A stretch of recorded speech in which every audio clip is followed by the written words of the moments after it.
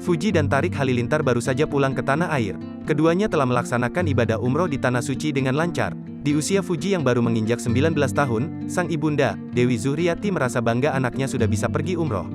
Ia juga bersyukur putrinya sudah memiliki niat baik untuk umroh dan mewujudkan impian mendiang Bibi Andriansyah serta Vanessa Angel.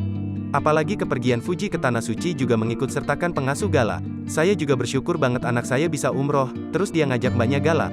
Itu kan katanya impian Vanessa dulu, ujar ibunda Fuji, dilansir Tribun Style dari YouTube Trans TV Official pada Rabu, tanggal 30 Maret tahun 2022. Dewi Zuhriati pun tak kuasa menahan tangis. Air matanya menetes saat kembali menyebut nama anaknya, Bibi Ardiansyah. Pasalnya, ia begitu bersyukur lantaran impian mendiang Bibi Ardiansyah dan Vanessa Angel bisa diwujudkan oleh Fuji dan Tarik. Menangis, ya karena impian anak saya sama mantu saya bisa diwujudkan sama Fuji sama Tarik, ucap Dewi Zuhriati sembari sesenggukan. Ibunda Fuji lantas menyampaikan terima kasihnya kepada Tarik yang bersedia membadalkan ibadah umroh Bibi Andriansyah.